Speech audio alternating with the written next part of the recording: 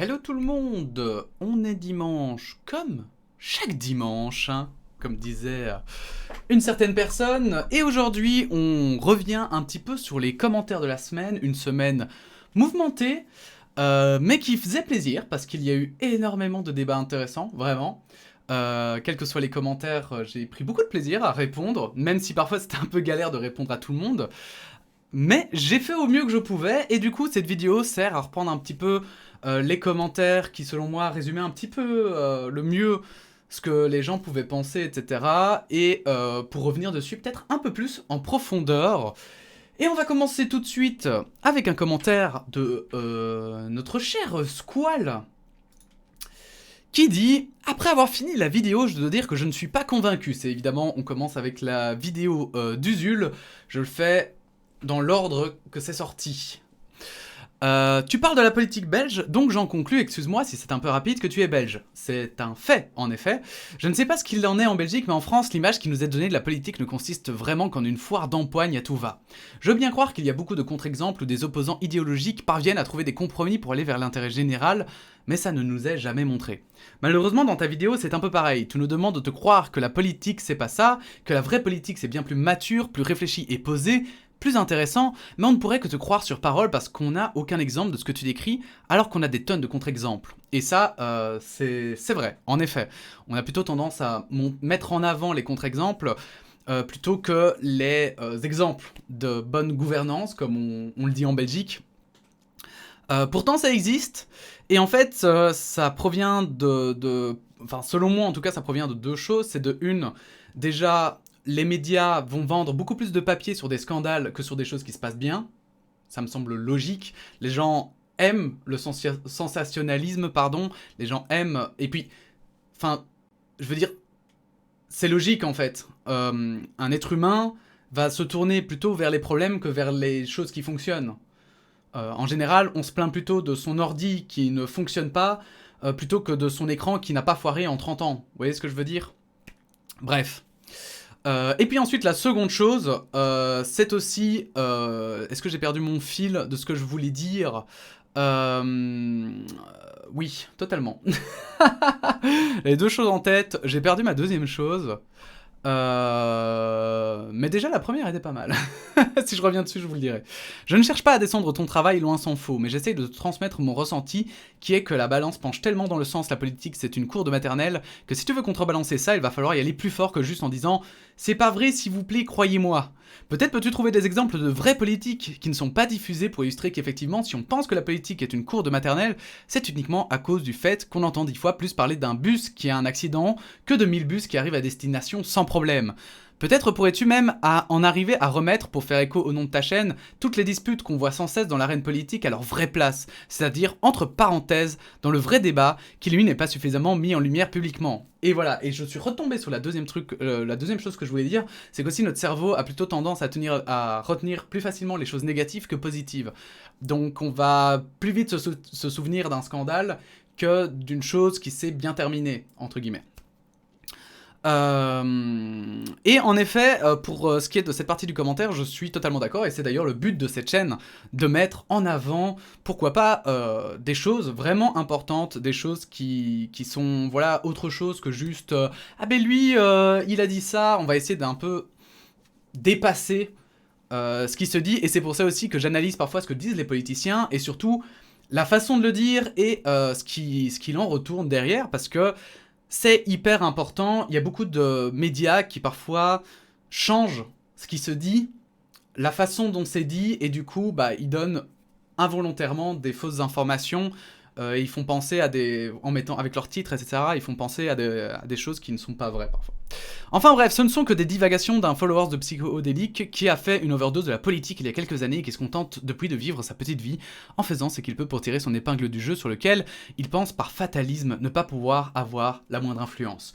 Et c'est justement, voilà, moi si je fais cette chaîne, alors je le fais parce que ça me fait plaisir et que ça me permet moi-même un peu d'expulser toute cette actualité que j'emmagasine et j'arrête d'emmerder les gens autour de moi à qui ça n'intéresse pas. Mais surtout, justement, je pense qu'on a une influence et je vais me permettre du coup aussi de montrer justement des articles. Alors, est-ce que j'ai fait la bêtise de faire ça ? Pourquoi ça ne s'affiche pas hein? Ouais, bah ouais, ça devrait s'afficher. Bah écoutez, je vais... Ah oui, je sais pourquoi. Donc effectivement, voilà, je vais vous montrer quelques exemples un peu partout à travers le monde, je vais dire ça comme ça, de choses qui sont importantes en politique, notamment en Chine. On avait parlé du ministère de l'Éducation qui invite les écoles à combattre la féminisation des garçons qui menacent la survie de la nation. Voilà, c'est des choses qui sont importantes parce que le gouvernement prend des décisions. Et effectivement, des décisions ici qui peuvent avoir des conséquences à long terme. Donc c'est pour ça que c'est important de s'intéresser à la politique. Et dans l'article, il était dit surtout plus bas qu'effectivement, il y avait beaucoup de voix qui se faisaient entendre qui étaient contre, malgré la censure. Et donc, le gouvernement chinois n'aura pas toute l'aisance de juste dire « bah oui, c'est bon, on le fait alors que c'est considéré par certains spécialistes comme une dictature depuis que le président est élu à vie. On a aussi ici, je montre d'abord les exemples négatifs, on va dire, et puis je vous montrerai un peu les exemples positifs de bonne gouvernance. Ici, on a aussi l'Europe, hein, comment des petits escrocs, on en avait parlé aussi, font fermer des comptes Instagram. C'est effectivement une loi européenne qui va empêcher les personnes maintenant de faire des... Enfin, qui va réguler un petit peu comment les réseaux sociaux doivent gérer la censure et surtout la haine en ligne, etc. Bon, c'est pour ça que je l'ai mis dans les premiers. Ce sera payant. Yes. Alors voilà, évidemment, on peut pas changer tout le monde entier, mais il faut savoir que justement, par exemple, c'est, il me semble, le Parti Pirate qui était très fort là-dedans et qui trouvait que il fallait que ça évolue. À mon avis, ils doivent être évidemment contents à demi-teinte, ils doivent être contents qu'enfin on se penche là-dessus. Mais d'un autre côté, effectivement, c'est payant et eux, ils sont plutôt du style à vouloir faire ce genre de service gratuitement, puisque c'est pour eux la responsabilité des réseaux sociaux.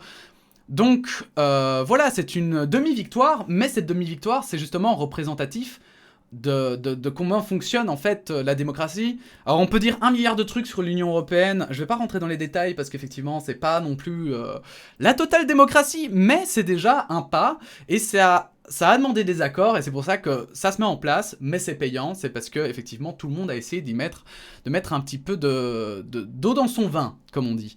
Ici, nous, on a notre ministre de la Santé, Frank Vandenbroek, c'est sorti aujourd'hui, défend son projet de loi pandémie pour remplacer les pouvoirs spéciaux. Je n'aime pas trop les pouvoirs spéciaux, a ajouté le ministre de la Santé. C'est une chose extrêmement bien de vouloir faire une loi pandémie, c'est quelque chose qui n'avait jamais été pensé, alors que dans l'histoire de l'humanité, on connaît beaucoup de pandémies. Et il veut enfin faire une loi pandémie. Alors évidemment, il a fait qu'un premier jet, et qui va devoir être discuté, et en fait, c'est... avec cette discussion entre les différents partis, entre les différentes idéologies, qu'on va pouvoir arriver à un espèce de consensus qui va peut-être mettre tout le monde d'accord. Voilà. Est-ce que la gauche sera probablement un petit peu plus pour augmenter les aides aux personnes, pour augmenter peut-être... j'invente totalement, hein, je sais pas, pour le moment il n'y a pas encore d'avis dessus. Mais effectivement, pour aider encore plus la population, alors que peut-être que la droite sera plus pour aider les entreprises, et ils vont devoir trouver un compromis. Et c'est pour ça que nous aussi, on a une importance, parce qu'ils vont pas le faire en se mettant toute la population à dos, ça il faut pas croire. Je sais qu'en France c'est plus le cas déjà parce qu'il y a une majorité absolue, mais en Belgique par exemple ce n'est pas le cas. Et c'est pour ça, et en Belgique il faut savoir qu'on est obligé de voter, et c'est aussi cette obligation d'aller voter qui a permis d'avoir tous ces partis différents au pouvoir. Parce que sinon, je pense très sincèrement, et ça c'est... si je retrouve des études, je vous les mettrai évidemment, mais il était marqué qu'effectivement, si on prenait en compte ceux qui voulaient s'abstenir et qui ne l'ont pas fait, eh bien, on aurait probablement encore eu des partis encore plus polarisés, l'extrême droite et l'extrême gauche qui auraient probablement encore plus monté, alors que là, comme tout le monde est obligé d'aller voter, bah il y en a qui se disent bon bah ok j'aime pas la gauche mais je vais quand même voter pour eux parce que voilà c'est ce qui me semble être le mieux pour moi. Il y en a qui vont voter à droite au lieu de voter extrême droite parce qu'ils vont se dire bon je suis quand même obligé de me bouger donc autant voter la droite quoi. Bon voilà. On a aussi réduire l'accès au tabac pour les adolescents, ça c'est aussi des débats politiques. On a aussi parlé en vidéo. Coronavirus dans le monde, vacciner prioritairement les 18 à 59 ans, le cas de l'Indonésie. Donc en Indonésie, je sais même plus si c'est une démocratie. Mais qu'importe, en tout cas, c'est clair que ça, c'est un gouvernement qui décide. C'est pour ça que j'ai pris cet article. Parce que c'est le gouvernement qui va faire ces choix-là. Et c'est pour ça que c'est important pour une population, en fait, d'être au taquet, de savoir si le gouvernement va dans une bonne route ou pas. Parce que si c'est idéologique, par exemple, qui font ça, et qui font ça juste parce qu'en fait, eux, ils s'en foutent si les gens meurent, mais au moins, eux, ils gagneront de l'argent. J'invente totalement, hein, je grossis les traits. C'est important pour nous, nous, citoyens, de savoir, effectivement, si c'est le cas, de dire, non, maintenant, on va pas vous laisser faire, on va donner de la voix à ça, et on va dire non. Parce qu'il faut pas croire, hein, les politiciens, ils surveillent un peu plus les réseaux sociaux que ce qu'on croit, et ils regardent un peu plus, ils sont du genre à tâter souvent les terrains avant d'envoyer des lois, etc., avant de prendre des décisions, et donc c'est important pour eux d'avoir l'adhérence, c'est ça qu'on dit, de la population. Et puis je termine par, pour moi, une des nouvelles françaises, du coup, puisque visiblement tu es français, sur une des nouvelles en France qui a fait beaucoup parler de lui et qui justement je l'avais aussi traité en vidéo, avait fait beaucoup parler de lui, notamment par des féministes. Non, le Sénat n'a pas fixé l'âge de consentement sexuel à 13 ans. En France, par exemple, voilà, le consentement sexuel qui a été fixé, c'est grâce justement à des combats, au fait que les gens de plus en plus sont au courant des abus sexuels qu'il y a sur les mineurs et ont décidé d'y mettre un frein et de dire stop, ça suffit. Comme nous en Belgique avec l'affaire Dutroux, ça avait tout chamboulé. Donc voilà, moi c'est un peu ça que c'est un peu mon opinion, c'est que je pense qu'il est important en tant que citoyen de savoir les lois, de comprendre ce qui se passe au niveau politique pour pouvoir se positionner et pouvoir soit les soutenir, soit au contraire les lutter contre, bien sûr de manière pacifique, mais qu'au moins il y ait un positionnement. Surtout qu'après, si vous n'êtes pas satisfait du gouvernement qui est en place, vous pouvez toujours aller voter par après. Alors certes, c'est peut-être pas parfait, mais il y en a qui veulent changer Voilà, il y a des politiciens qui veulent changer la façon de voter, que ce soit en France ou en Belgique. Il y a des politiciens qui veulent avancer. Le tout, c'est effectivement, il faut s'intéresser, et c'est compliqué, mais c'est hyper important. Voilà. Et si vous n'êtes pas satisfait, effectivement, de la politique aujourd'hui, dites-vous que s'intéresser...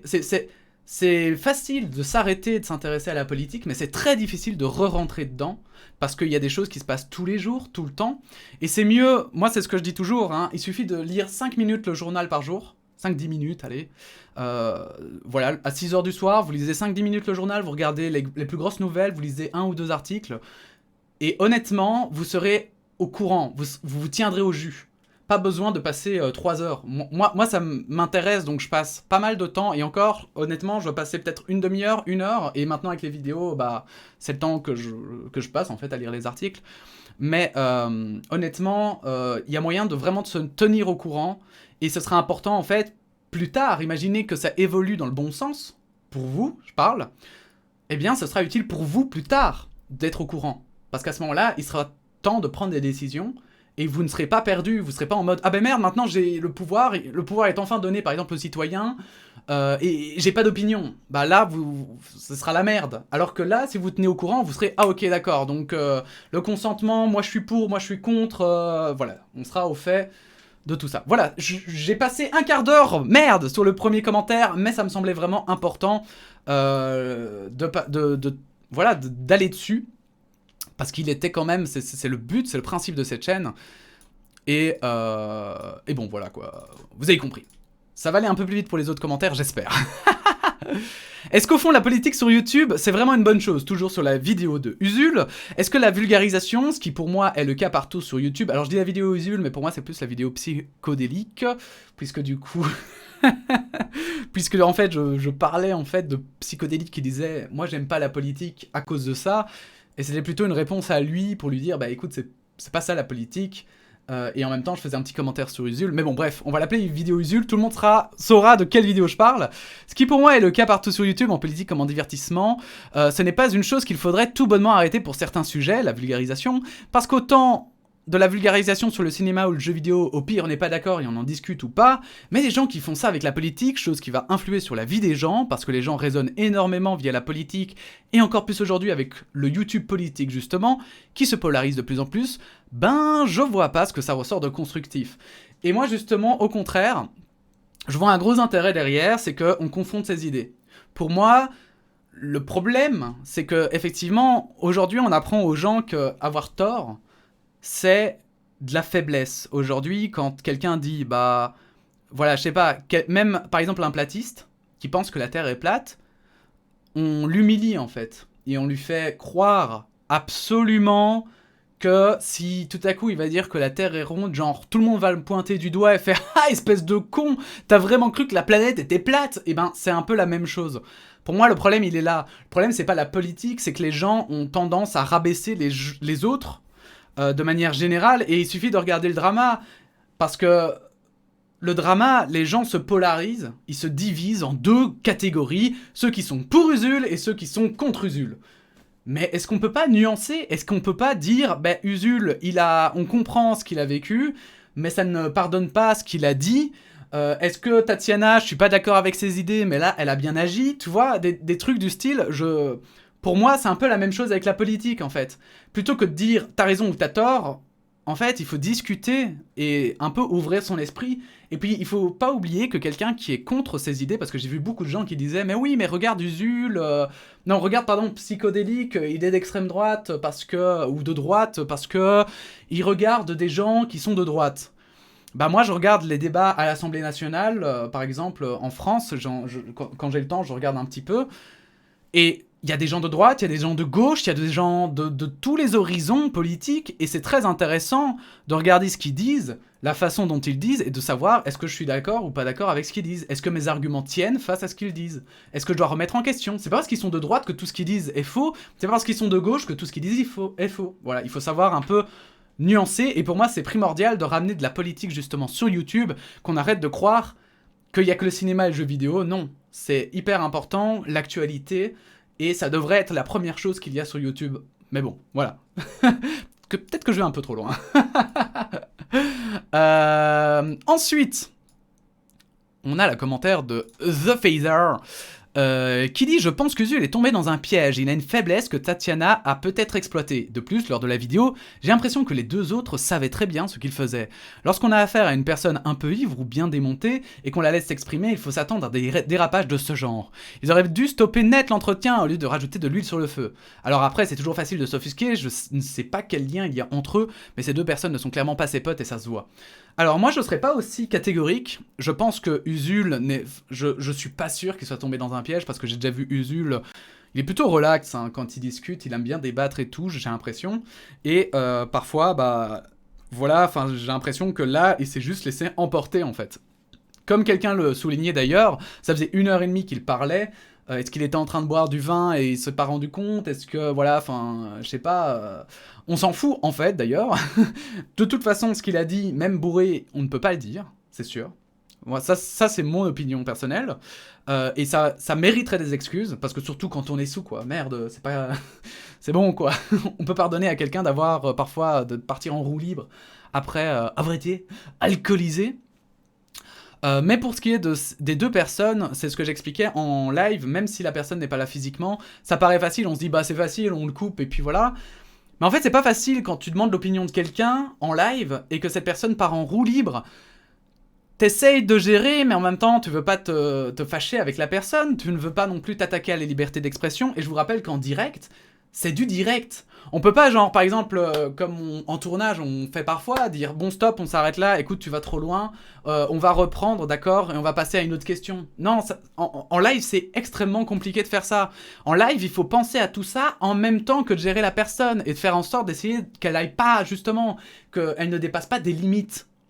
Et c'est pour ça que, pour moi, ces deux personnes, quand je les vois, je me retrouve un peu en eux, parce que pour ceux qui l'ignorent, je fais... Voilà, moi, les streams, c'est vraiment ce que j'adore, et donc j'en fais depuis 4 ans, et là, pour le coup, j'avoue, moi, j'aurais été dans la même situation, je sais pas ce que j'aurais fait. C'est extrêmement compliqué. J'ai déjà eu des gens qui, effectivement, devenaient problématiques en stream, et il fallait les gérer, et c'est très difficile d'aller envoyer bouler quelqu'un comme ça.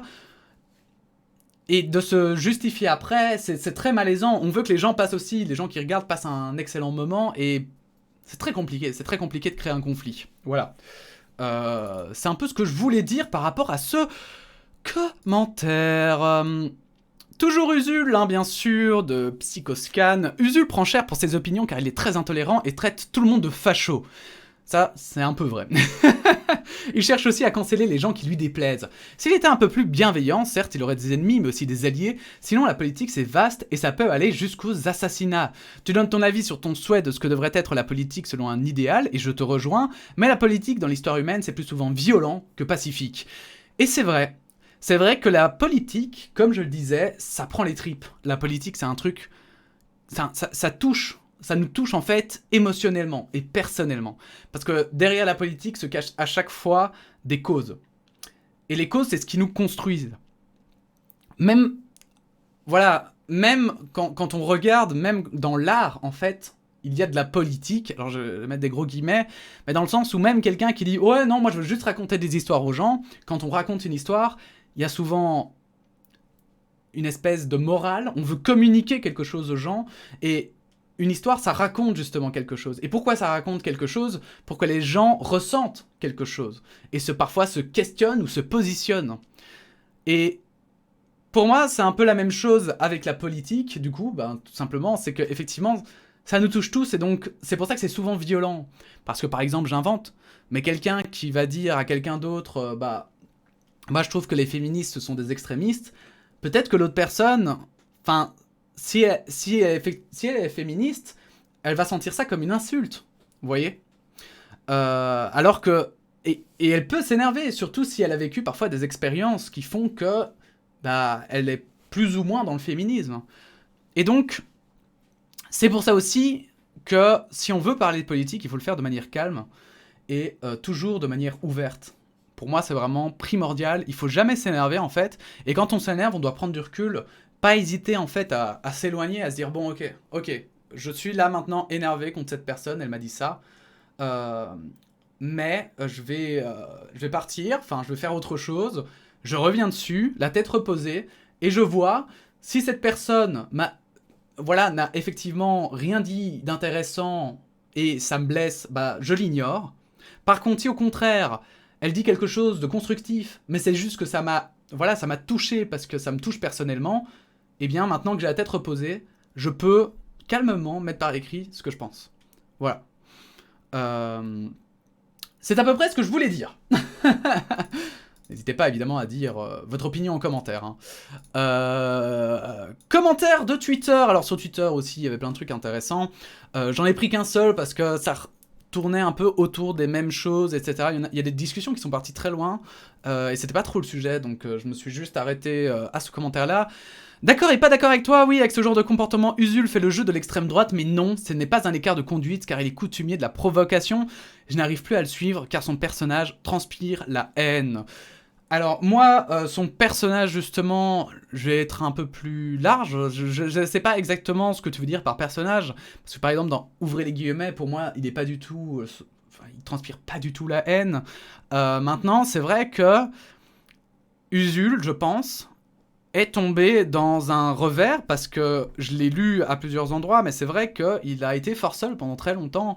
Moi, je me souviens que justement, Usul, les causes dont il parlait, moi j'étais jeune, je vais avoir, je sais pas, 12-14 ans, et c'est vrai que je crois que ça a dû être un des premiers contacts que j'ai eu avec des questionnements du genre, est-ce que la condition des travailleurs dans le jeu vidéo est normale grâce au 3615 d'Usul, c'est des questionnements que je m'étais jamais posé avant, en fait.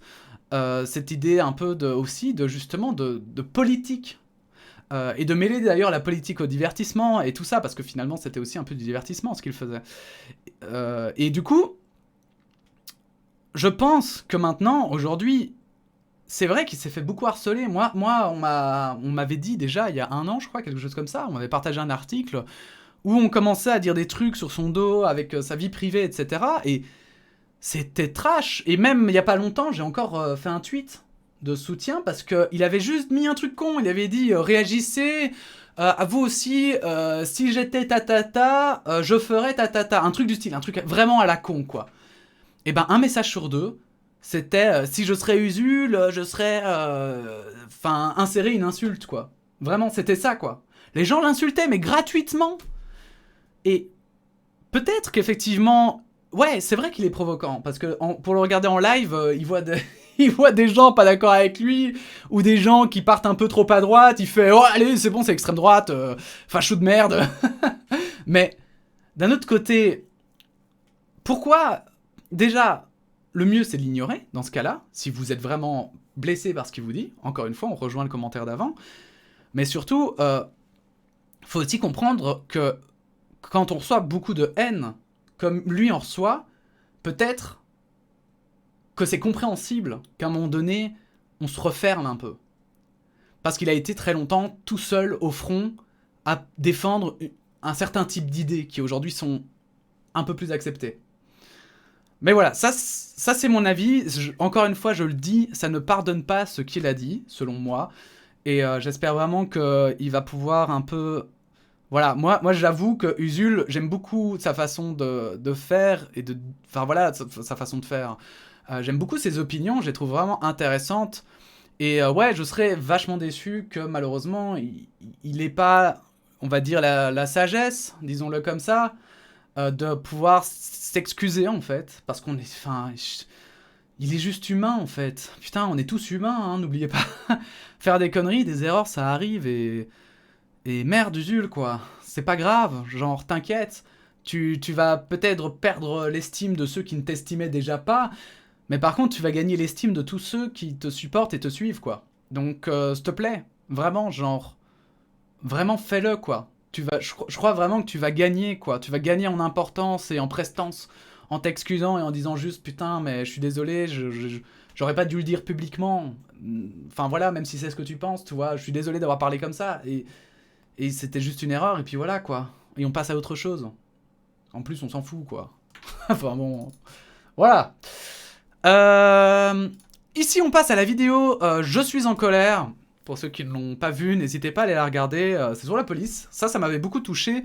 D'où la vidéo recul, d'ailleurs, parce que j'ai vu qu'il y en a qui se questionnaient et qui disaient « Mais pourquoi t'as fait la vidéo recul c'est pour profiter un peu du buzz d'Usul et tout ?» Non, j'ai profité de la vidéo recul parce qu'en fait... Bah, du coup, comme il y avait eu le truc du vendredi avec la police, je me suis dit, autant parler aussi de Usul, parce que j'avais vu qu'il y avait beaucoup de mécompréhension, beaucoup de gens qui se posaient plein de questions. Donc je préférais un petit peu m'exprimer là-dessus avant de reprendre les vidéos. T'as pas compris que tous les flics sont des méchants, sont de mèche, pardon, avec les élites, et donc tous les flics de cette planète sont pourris, tous sans aucune exception. On peut pas leur faire confiance, seul le justicier peut arrêter des tueurs de flics, pardon. Eux sont tous de la merde. Alors, si j'ai pris ce commentaire comme ça, mot pour mot, c'est justement parce que on a eu une discussion très intéressante hein, avec cette personne. Ce commentaire appelle notamment... bon, il est très virulent, il est très énervé sur la police. Et je voulais justement revenir sur le fait que, bah non, c'est pas la... Enfin, c'est pas en étant virulent, ce n'est pas en disant que tous les flics sont de la merde, que pour autant, on va régler le problème, quoi. C'est pas ça qu'il faut. C'est pas comme ça qu'on va avancer. Je comprends la colère, parce que moi, par exemple, vendredi soir, j'étais extrêmement en colère, vraiment. J'ai rappelé 5 fois les flics pour essayer de les avoir, ils ont même pas daigné répondre. Ils ont perdu, visiblement, voilà. Facile de rappeler la victime, difficile de rappeler... hein. Mais bon, effectivement, il y a des flics ignorants. Moi, je dirais plutôt ça comme ça. Il y a des flics qui sont ignorants. Il y a des problèmes, c'est clair, dans la police. Le gouvernement ne rend pas service aux policiers en les couvrant. C'est un peu, vous savez... Moi, je le vois un peu comme ça. C'est un peu comme les enfants, vous voyez. Vous avez un groupe d'enfants, et dans ces enfants, il y a un groupe problématique, et vous fermez les yeux, vous faites « Bah non, non !» Pourtant, ils tapent tous les autres enfants, et vous faites « Mais non, non, je vois rien, non, c'est... Vraiment, mais... Parce que ces enfants vous disent, quand vous leur parlez, ils vous disent bah oui, mais sinon nous, on va te faire un décrochage scolaire et on va partir et tout. Non, mais c'est pas comme ça que tu aides ces enfants-là, par exemple, toi. Alors ça peut paraître peut-être un peu condescendant de voir ça comme ça, mais c'est parce que pour le coup, j'ai l'impression que vraiment le gouvernement français, c'est un peu comme ça qu'ils prennent les flics. Les flics ne sont pas des enfants, les policiers problématiques ne sont pas des enfants. C'est pas des gens qui sont, voilà, qui vont bouder si tout à coup on va leur dire, bah écoutez, maintenant on prend en main la police. Moi je crois que les flics ils attendent que ça. Ils attendent que ça, qu'on arrête de les prendre pour des gamins, qu'on arrête de leur laisser faire tout ce qu'ils veulent, mais du coup aussi qu'on les laisse gérer tout et n'importe quoi, parce que les manifs ça se passe pas bien, parce que de toute façon les gens sont pas d'accord avec nous et ça nous emmerde, enfin...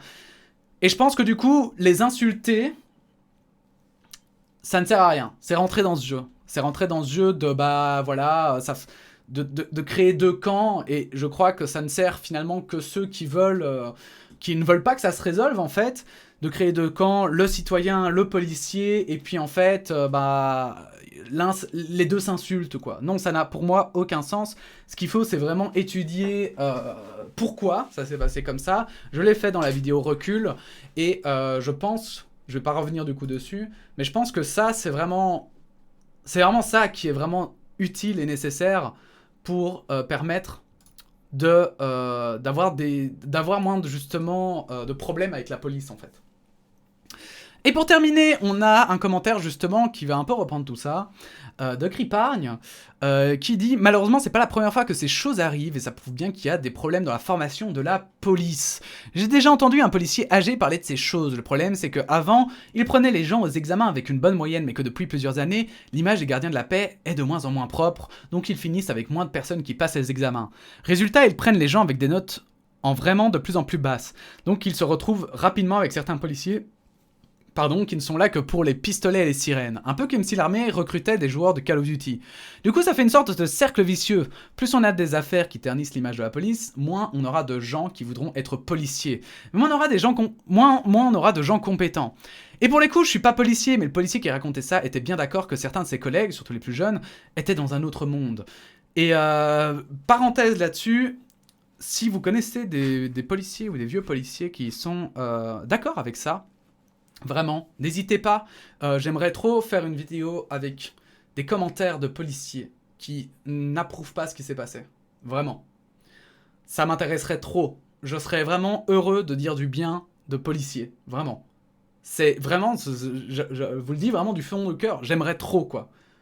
Parce que voilà, là j'ai été déçu, et pourquoi j'ai été déçu l'autre jour, c'est justement parce que je pouvais pas imaginer que c'était à ce point-là.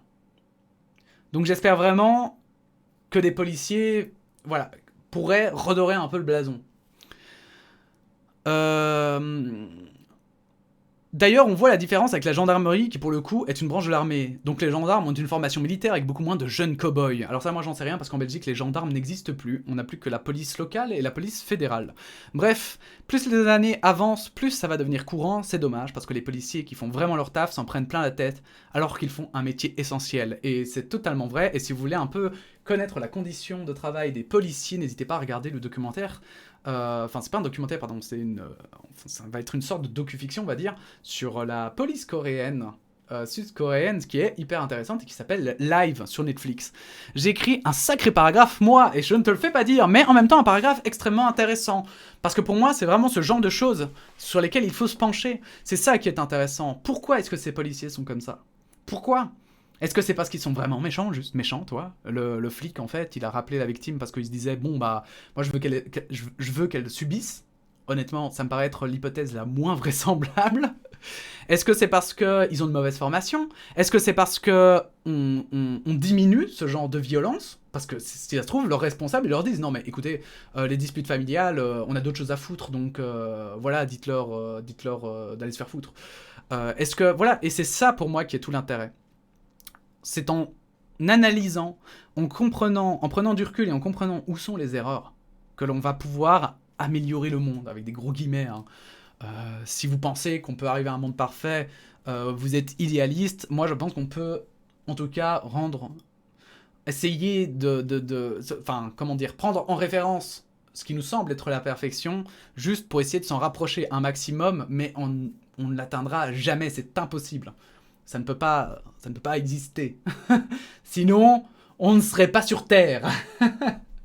Voilà, c'était un peu le tour. Hein. Je pense qu'il n'y a plus rien. Non, il n'y a plus rien. Il y a plus rien. De toute façon, tout le monde en a marre. 35 minutes de vidéo, tout se passe bien.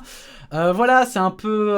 je voulais un peu revenir. C'était un peu sur tous ces commentaires que je voulais revenir. C'était hyper intéressant, hyper constructif. Bon, je me fais pas trop d'illusions. Je pense que, au vu des prochaines vidéos, c'est un peu une vague. Hein. Ça a fait comme ça, mais ça va très vite redescendre. Surtout que là, par exemple, 35 minutes de vidéo, je me demande qui va se taper ça. Si vous êtes tapé les 35 minutes, n'hésitez pas à dire en commentaire je me les suis tapés. Moi, je l'ai fait. Et du coup, on se retrouve, j'espère évidemment que cette vidéo quand même vous aura plu si vous êtes arrivé jusqu'ici. N'hésitez pas à liker, disliker, partager, etc. Donnez votre opinion aussi, bien sûr, hein, sur chacune des trucs. Comme vous voyez, on revient dessus chaque semaine, on va essayer. Et puis sinon, à bientôt pour une prochaine actu. Je crois qu'aujourd'hui, je vais juste mettre cette vidéo-ci parce que ça fait déjà 35 minutes et voilà. Et en plus, il n'y a pas beaucoup de nouvelles. Mais du coup, voilà. Merci à tous. À bientôt. Tchuss.